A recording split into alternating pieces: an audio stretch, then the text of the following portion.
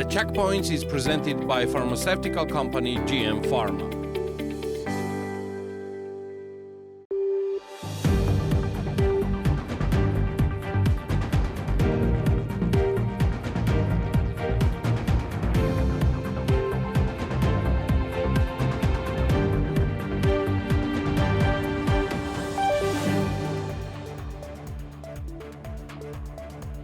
The European Union deplores the rushed adoption in second reading of the legislative package on family values and protection of minors, notes the statement by the spokesperson of EU High Representative Josep Borrell.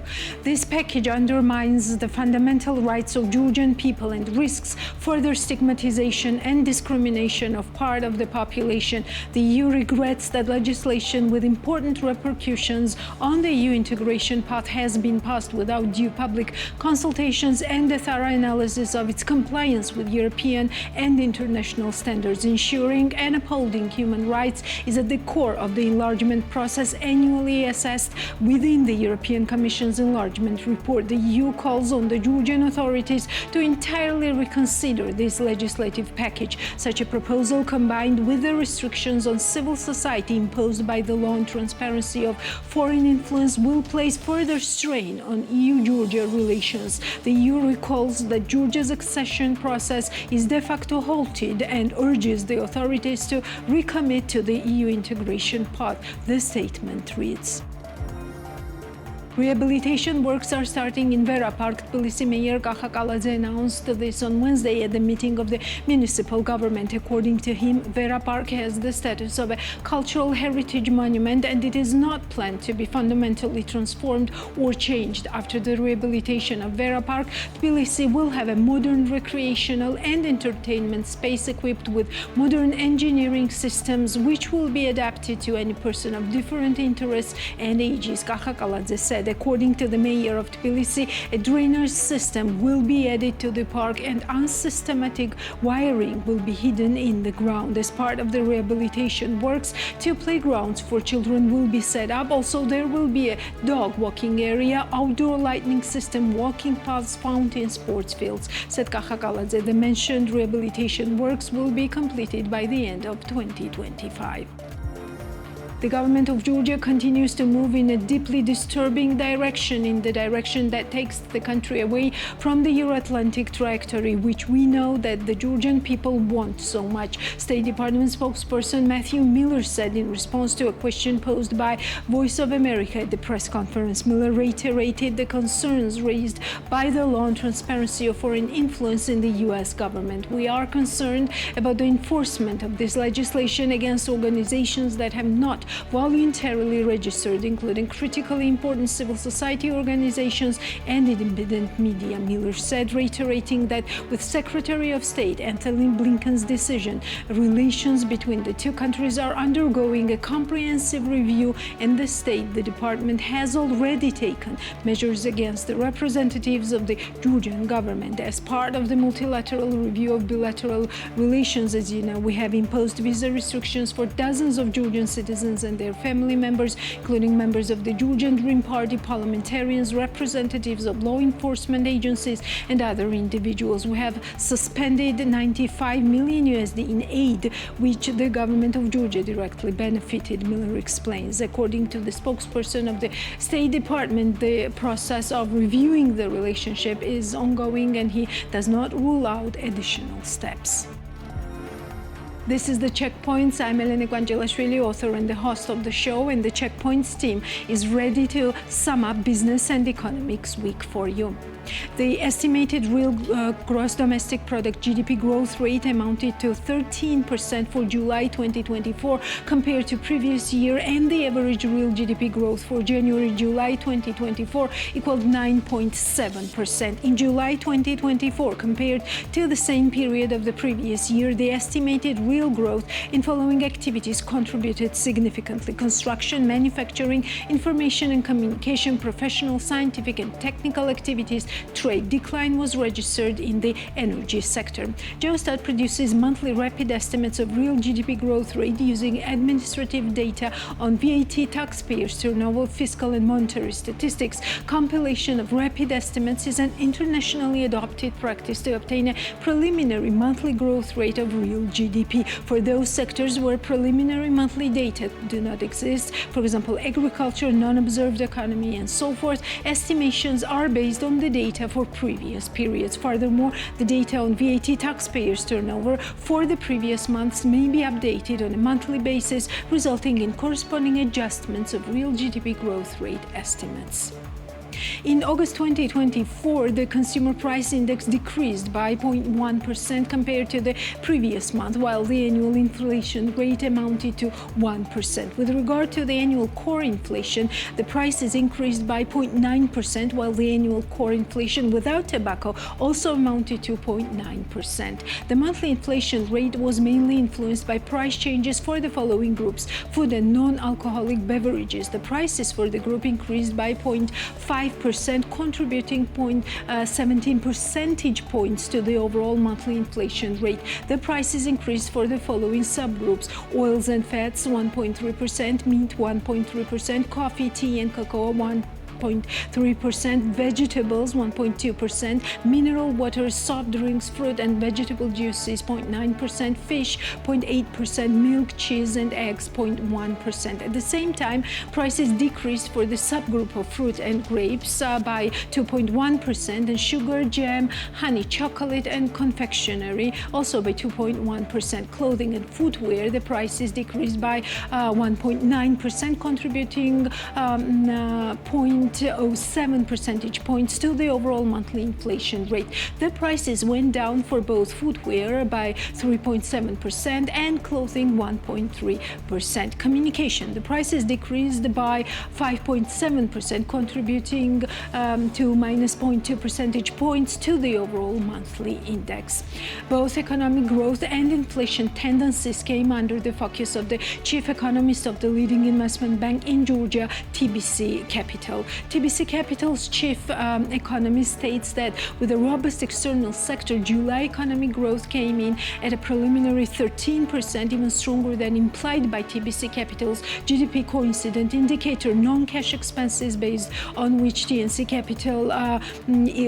Capital expects growth in August to remain elevated if lower. TBC Capital tentatively raises their stronger than 7.4% full-year growth forecast to around 9%, with more detailed estimates to come once national accounts and balance of payments data is released later this month. Apart from its strong annual credit activity coupled with growing non-resident expenditures, TBC Capital notes the contribution of ferroalloys, which has a strong domestic component and was the single main driver of domestic export growth in July. The consolidated budget deficit also increased considerably in July, with non-discretionary interest expenses and social transfers making up the bulk of growth in current expenditures, while especially non-tax revenues declined month on month.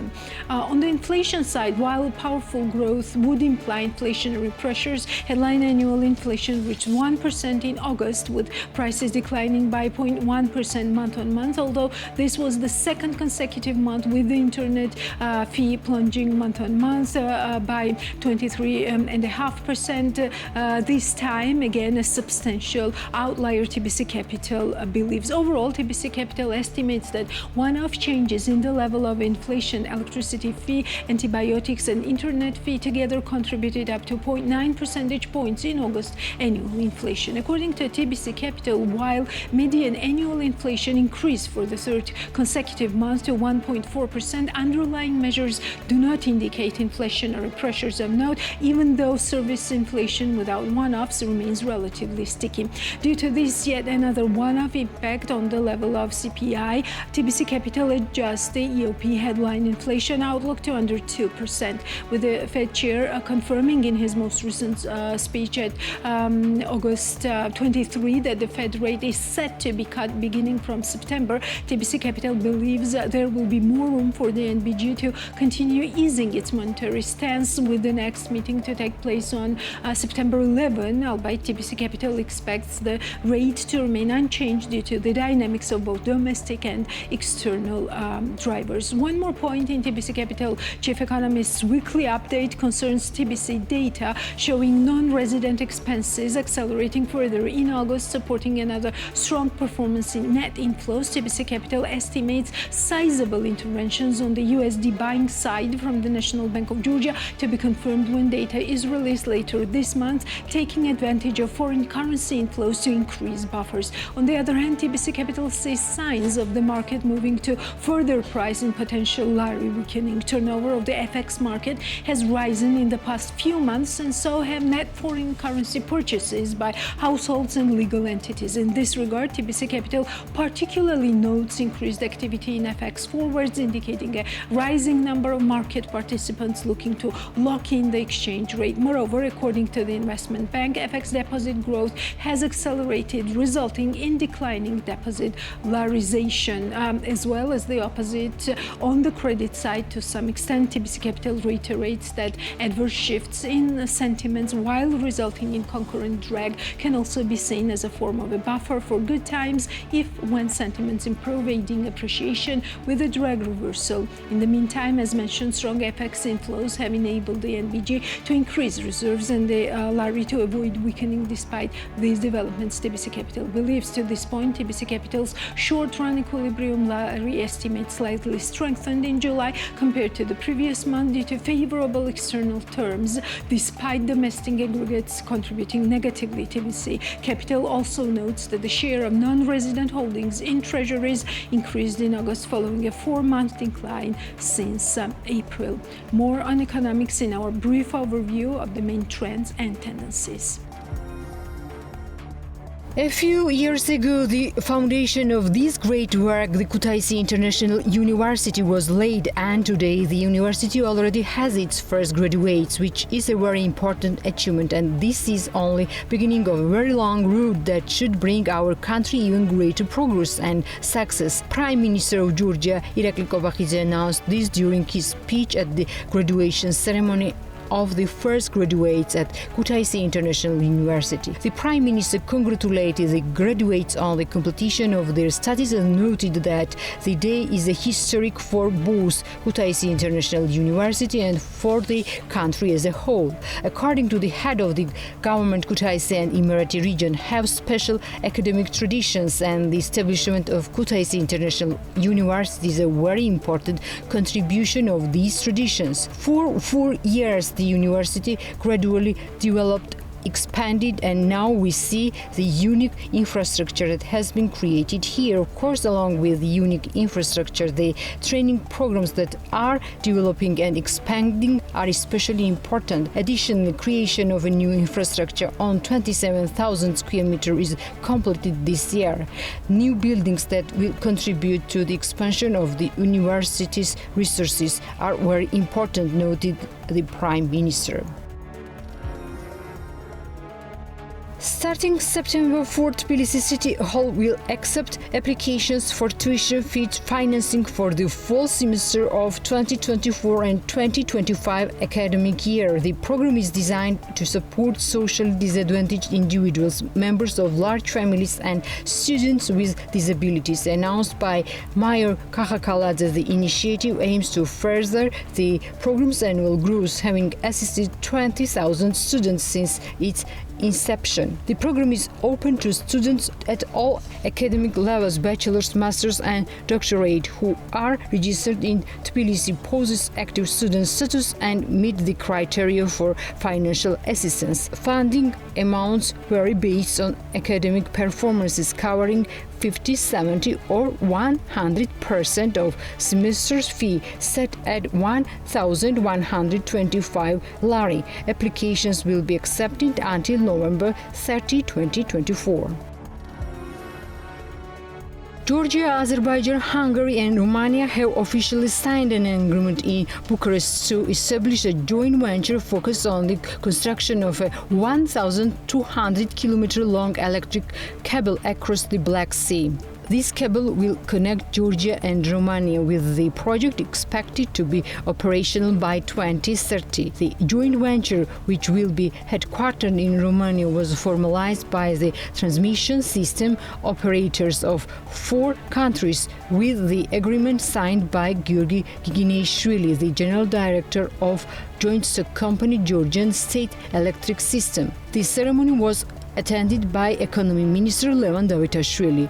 The project aims to facilitate the supply of electricity from Romania to Hungary and subsequently to Western European countries, strengthening energy ties between these nations and contributing to developing green energy infrastructure in the region.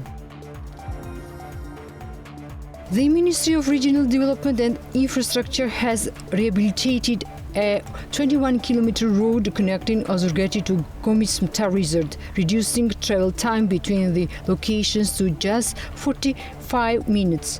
The upgraded road meets modern standards of comfort and safety, adhering to all necessary international state road requirements. Minister of Infrastructure Irakli Karseladze inspected the completed works and confirmed that several previously problematic landslide sections have been stabilized, with ongoing monitoring of one remaining area. The renovated road is now in full compliance with established standards, stated Minister Karseladze. Prior to rehabilitation, the road was narrow, damaged and unpaved. The project involved renovating the road surface, constructing necessary infrastructure such as connections to local routes, bus stops, road signs, barriers and marking to enhance safety. The project was funded by the state budget of 18.8 million lari. In addition to this initiative, the ministry recently completed the rehabilitation of the access road to Bakhmaro in Guria region. Overall, more than 71 kilometers of international roads have been upgraded in Guria through various infrastructure projects. In the past year, 7,193 individuals and businesses have been fined for non-compliance with emission regulations, with the highest number of violations detected in Tbilisi, according to the Environmental Supervision Department of Ministry of Environment, Protection and Agriculture. Since September 4, 2023, the agency has been monitoring emissions from motor vehicles in 4 major cities: Tbilisi, Rustavi, Kutaisi and Batumi. Fines for non-compliance with the emission norms are as follows: 100 lari for the first offense by an individual, 300 lari for the second offense and 600 lari for the third offense. For legal entities, the fines are 500 lari, 1,500 lari and 3,000 lari respectively. A 20% discount on the fine is available if paid within 10 days. In addition to vehicle emission monitoring, the Environmental Supervision Department is implementing various measures to improve air quality. These include regular checks on fuel quality at gas stations to minimize the use of substandard fuel, which helps reduce harmful emissions in the air. About 25,000 tons of grapes have been processed in Dedoplistkharo and Tsighnaghi towns of Georgian Eastern winemaking region of Kakheti as of Thursday, the Georgian National Wine Agency said. The processed products include about 20,000 tons of Katsiteli variety and 7,500 tons of Saperavi.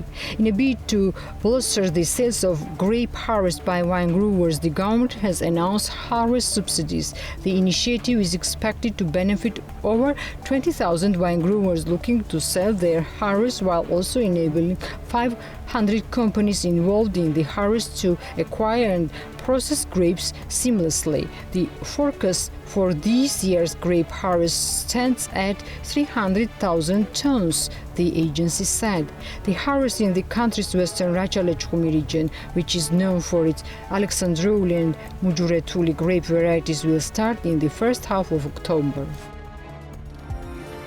The democratic world's plate is overflowing with challenges to global security, including threats to European security due to the re-emergence of a revisionist Russia. Yet again, the Tbilisi International Conference provided a unique platform and brought together experienced political and security leaders from the United States, Western Europe, Georgia, and the wider Euro-Atlantic community to discuss the vision of a Europe whole, free, and at peace, the challenges facing Europe's eastern nations, and strategies to move forward. This year, the headline title of the two-day conference was 2024, a pivotal year. Since 2015, each September, the conference brings together regional experts on security issues, along with Georgian policymakers, civil society activists, and the business community, with a view toward keeping Georgia high on the transatlantic agenda and on track in its democratic progress and transatlantic aspirations.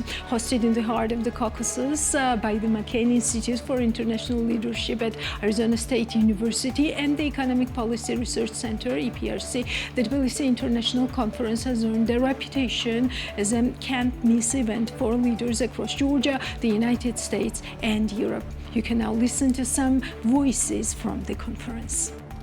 It is wonderful to be back here in Tbilisi. I and the various speakers and panelists love coming to Georgia. It is a wonderful country with tremendous people, and we hold this conference to make sure that people in our countries pay attention to Georgia, to show Georgians that we care about what's happening here, and to try to help Georgia continue on a path toward democracy and a European orientation. And this conference this year is called a pivotal year. You have elections in this country in October. I have elections in my country in November. There have already been elections in a number of places already. In France, the UK is change of government. So it is a very pivotal year, and that's why we're here. Since last year's conference, Georgia was offered candidacy status with the European Union. And then soon after that, we saw a number of changes, including the announcement that Bidzina Ivanishvili was coming back to politics, change in prime ministers, and then the NGO legislation that you referred to, despite strong opposition within Georgia and also among Georgia's allies, but strong support from Moscow. The NGO legislation, in my view, is a major mistake and a step backward for this country. We will see what NGOs do in this country.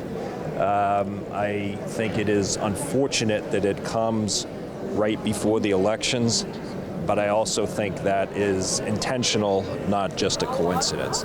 So there have been some changes in this country.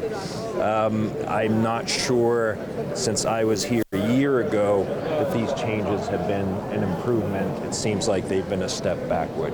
Really, Russian law, KGB-based law, which is oriented against Georgia's Western integration and opens path to Ruski Mir. And it's not just a law, it's like behavior of the government doing this very openly. And I think I'm sure that many people in Georgia understand this. That is contradicts with those aspirations many Georgians still are about to choose European way of life, to choose European Union. So it's against everything what we say European way of life. I don't understand, and it's never been explained. Georgia Dream won an election freely and fairly. They beat United National Movement. They didn't need any foreign agents law or outlaw. They didn't need to outlaw any political party to win. If they can win fairly, fine.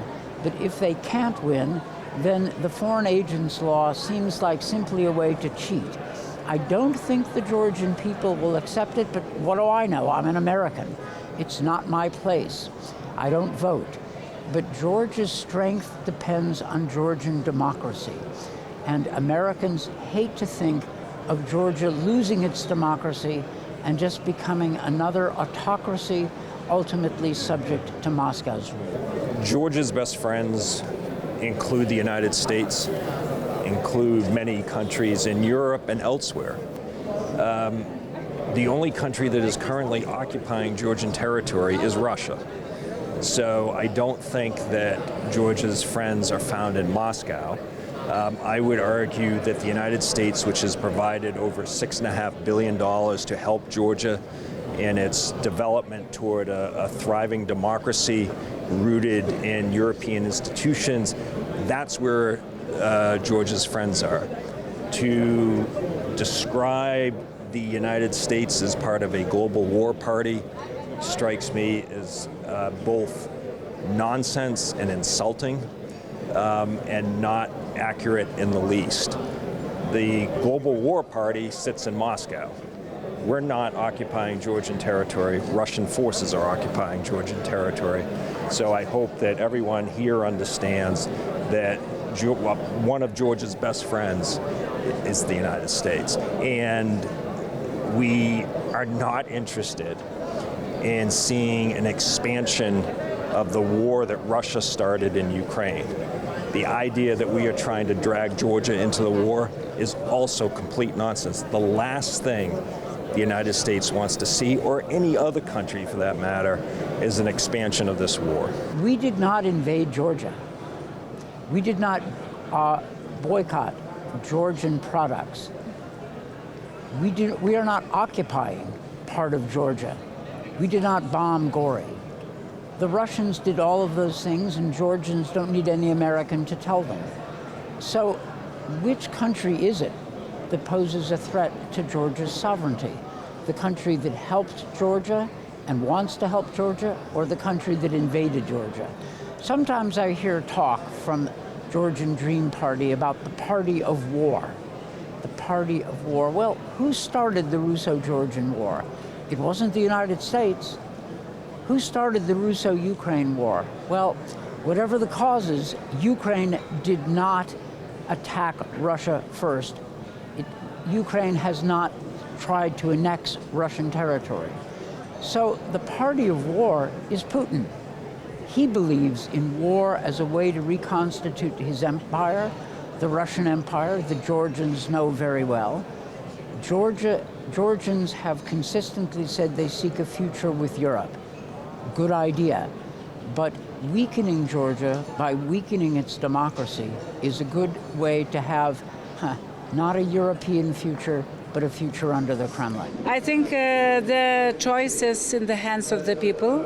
Nobody else can make this choice except the people of Georgia, and what the decision will be done, the choice will be accepted in European Union or elsewhere, because this is how democracy works. So if people will say that it's okay for them to have such kind of politics with anti-European approach, so that will be Georgian choice, unfortunately.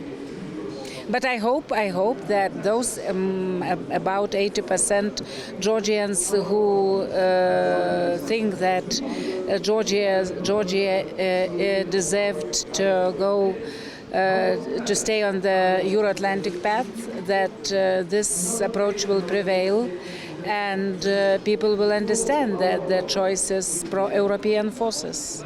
The United States and Europe cannot tell Georgians what to do. Ultimately, our leverage is limited. Now, sometimes the questions of sanctions come up, and I hate to think that after years of supporting Georgia, that there will be efforts to impose sanctions on Georgia. But the United States is looking at the upcoming elections, and it is possible that Georgian Dream will win a free and fair election. It is possible that they will lose. It is also possible that they will cheat. And the United States and Europe will have to make its decisions based on the results of the elections. And the best outcome would be a free and fair election. The United States and Europe have tools if necessary. I hope it isn't necessary, and the Biden administration hopes it is not necessary. But I have to say that in some of its language and its actions, the Georgian government seems intent on driving things to a confrontation. Look, Americans already made their decision on military support. So it's a message to your government, to Georgian government, that it's not only talks, that it's not only words, but actions also. So the same, I think, will be with the European Union. Now we will soon start our new term as new elected parliament, European Parliament. In November we will have already approved new commission. And I think we will have changes with more strong position on anti-democratic behaviors as well. I hope so. The European Union has indicated that it has put Georgia's candidacy status on hold. The rhetoric of the government last year was complicated. They indicated interest in getting the candidacy status, but since receiving the candidacy status, they seem to be moving in the opposite direction. I think to me, it seems like the government is trying to challenge the European Union instead of trying to meet the criteria of sustaining and progressing from candidacy status to eventual membership. Joining the European Union is a lengthy process. Ask a number of countries that have tried. But joining the European Union is a sign of tremendous progress that I hope we will see Georgia achieve. More on business from Natia Taktakishvili. Hotel Postomestia positively evaluates tourist season in the current summer. As hotel manager Guanța Paliani told BMDG, the hotel was 80% loaded from July to mid-August. According to her, the prices in the hotel have not changed and are similar to the previous year. Along with Georgian vacationers, foreigners also visit the hotel. It's a good season. 80% occupancy was from July to mid-August. As for vacationers, in August we had mostly Georgian guests. The number of foreign tourists is satisfactory as well. The view from Korea, Israel and Sweden. We also had 1 week bookings, but most of them are visiting us for 2 days, Guanța Paliani said. As for the expectations regarding the winter tourist season, the hotel has already received bookings, although it's difficult for the manager to estimate in advance how stable the season will be. As of today, it's almost 50% loaded from mid-February to the end of March. We received winter bookings yesterday as well. However, we cannot say in advance how stable it will be, said Guanța Paliani. Over 67% share of Hotel Postomestia is owned by Otar Chartolani, while 33% by Victor Japaridze. Iago Bitarishvili, the founder of wine company Iagos Wine, thinks that the current practice of subsidizing grapes hinders the improvement of the quality of raw materials and accordingly the growth of Georgian wine sales. According to him, subsidy will not assist to have high-quality wine for exporting. On the contrary, the program subsidizes the damaged grape from which making good wine is excluded. If the wine is not good, sales will suffer. One thing we have to agree is that there should be a plan to withdraw from this subsidy project. The wine growers themselves are also dissatisfied, so I don't know who is satisfied with this subsidy, which is financed from the budget, says Bitarishvili. He believes that the money intended for subsidy may be directed towards marketing, thus the country will get much more profit. The amount allocated for subsidy is not small. Marketing funding is potential. Countries will bring good results, says Iago Bitarishvili. The predicted volume of grape harvest is about 300,000 tons in 2024, and as a result, the subsidy more than 20,000 wine growers will able to sell their harvest. The first artisan bakery Chizi is preparing to enter the international market, according to the Georgi Bochorishvili, co-founder of the company Chizi. Their goal is to promote khachapuri even more worldwide, so the company will offer customers semi-finished Algerian cheese both for the first time, and most importantly, they should be able to do it easily, quickly and cheaply. Khachapuri is baked in many places in Georgia, but no one has yet exported this product. For example, the world pizza market is worth of 24 billion USD. Khachapuri is a completely regional dish with great potential. Now we are working to move to the next stage, semi-industrial production. This will allow us to obtain certificate and have a competitive price in the world market. We have negotiations with several countries: America, Israel, Ukraine, Japan, Middle East, Georgi Bochorishvili said. Chizi plans to develop in the direction of HoReCa sector and open the Chizi Street Cafe. In case of semi-industrial production, the company will be able to produce 30,000 Algerian and Emirati khachapuri per day. Chizi is a startup which was started with the support of family members and friends. Zura Mamulashvili, the founder of peanut butter producing company Snacky, declares that the company reduced the prices by 30%, which increased the number of customers twice. As the founder of the company says, their goal is to increase the accessibility of the peanut butter. Accordingly, the company reduced the prices at the beginning of the year, and they don't rule out adjustment in the future as well. We sell our products both online and through chain markets. At this stage, we are represented in such supermarkets as Fresco, Schapari, and others. The demand for our product is high. Our products were intended to those people who follow a healthy lifestyle. However, consumer statistics have shown that consumers are actively buying the product for children as well. It contains all healthy elements needed for their growth and development. At the beginning of the year, we updated the machinery, which led to an increase in the production. At the expense of this, we reduced the prices by 30%, which increased our sales by 2 times, Mamulashvili says. According to the founder of the company, 13 people are employed in the enterprise. Starting from 2021, the company offers its customers vitamin-enriched products without additives, which cost amounts to 9 lari. A new Georgian restaurant, Sumari, was opened in Berlin. Sumari embraces the concept and slogan "Be Our Guest," offering customers a Georgian ambience and a wide selection of Georgian traditional dishes. The restaurant also aims to promote the Georgian language and script. Georgian cuisine is already well known in Germany, particularly in Berlin, but the goal of Sumari is to introduce Georgian culture more broadly and deeply, showcasing the unique flavors and Georgian dishes to each guest. We are honored to have Georgian chef Mr. Levan Kobiashvili, who provided recommendations and masterclass as our first honored guest, said co-founder of Georgi Robakidze. The interior of Sumari accommodates 45 guests with an outdoor sitting area for an additional 24 people. As the pricing, Robakidze noted that the restaurant's menu is tailored to the local market, with dinner ranging from 25 to 35 euros per person. Cheese producing company Chizuka is diversifying its production. Vika Yobadze, the founder of the company, told BMWG about these Chizuka products appeared on the Georgian market a year ago. The company has its own farm and also buys milk from locals.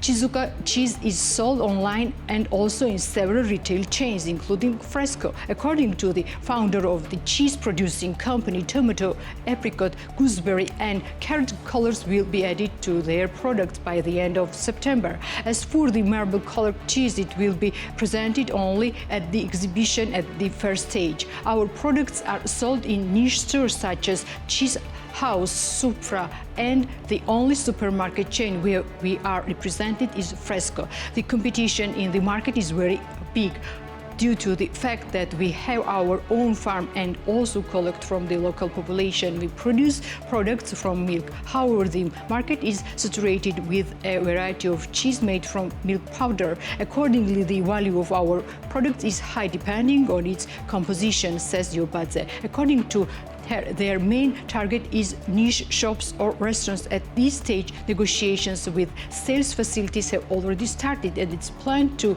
add new facilities by the end of the year.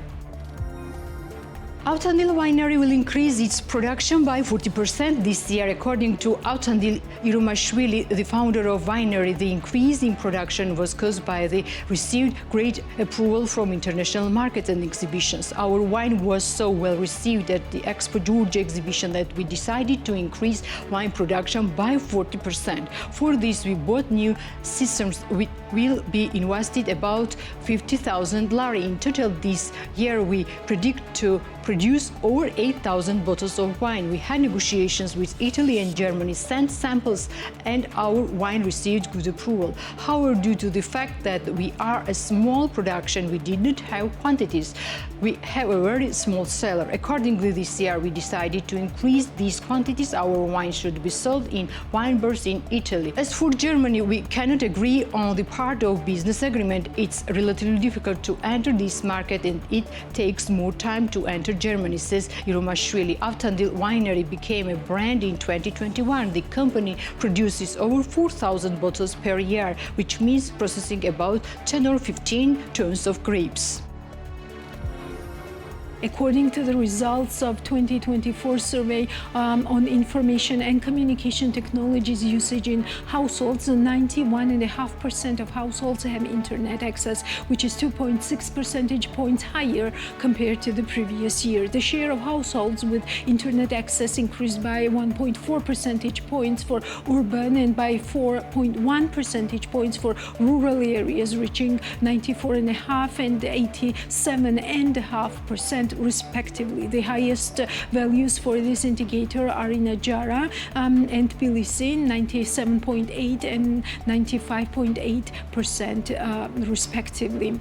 According to the survey results, 84.8% of the population aged 6 years and older has used the internet within the last 3 months, an increase of 2.1 percentage points compared to the previous year. The percentage of this indicator equals 89.2% in urban and 77.7% in rural areas. This indicator is 85.1% for women and 84.5% for men. Among different age groups, the indicator is highest in the 15 to 29 age groups at 99%. Among the population aged 15 years and older who have used the internet within the last 3 months, 94.8% use the internet every day or almost every day. 4.4% use it at least once a week, but not every day, and 0.7% use it less frequently, less than once a week.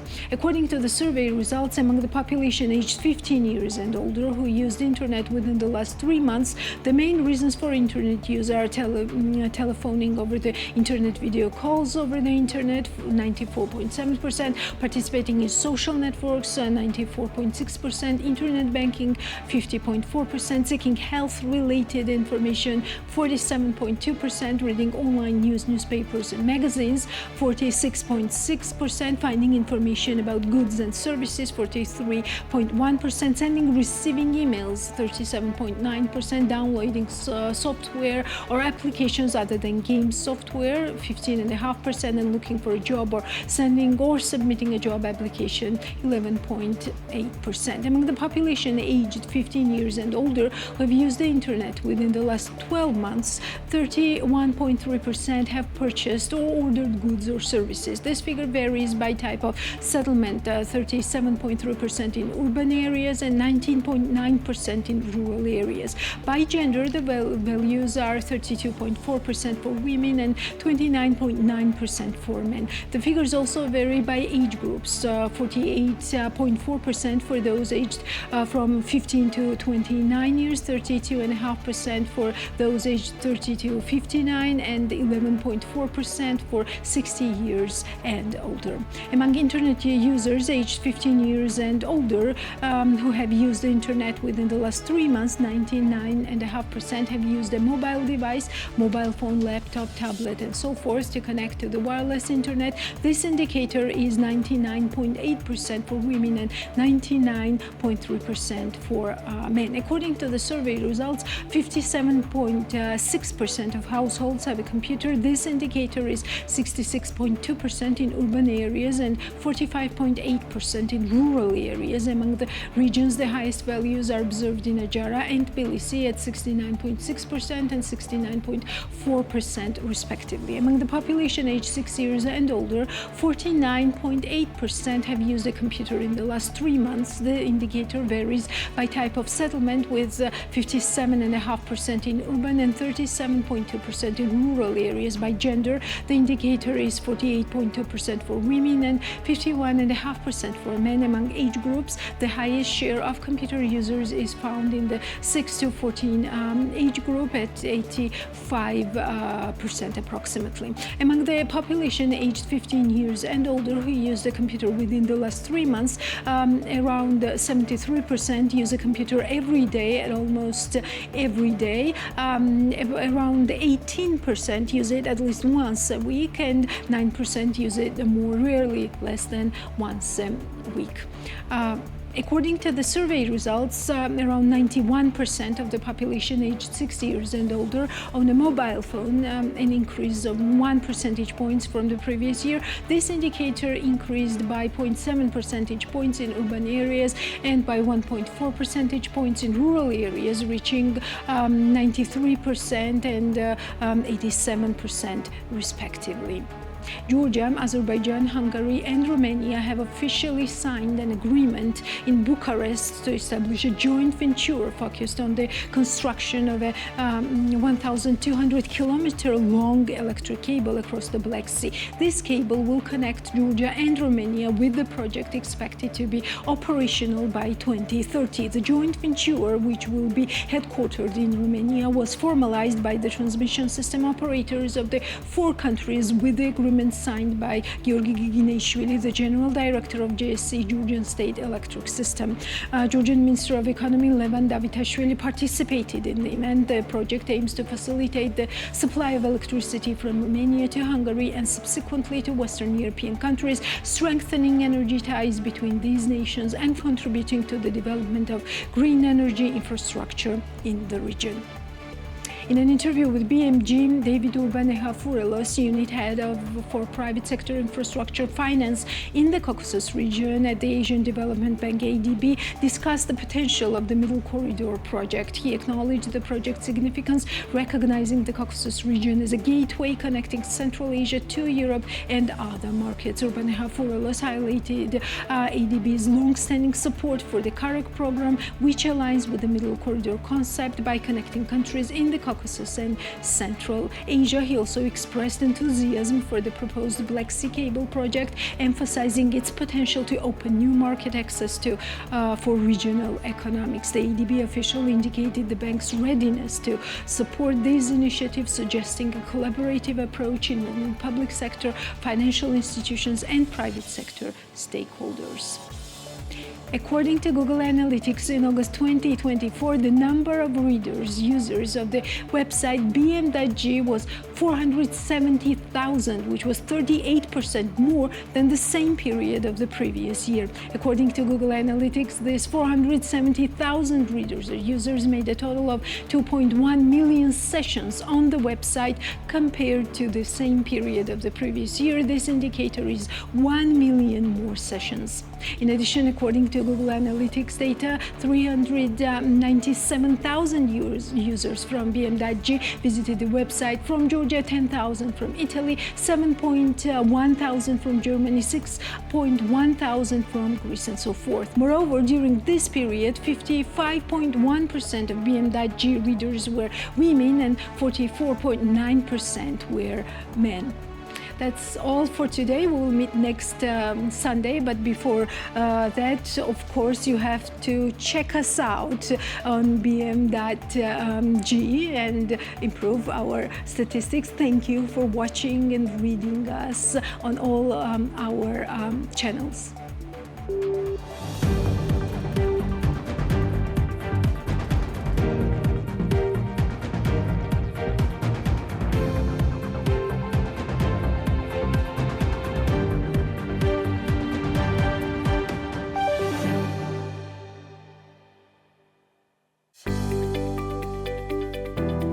The Checkpoints is presented by pharmaceutical company GM Pharma.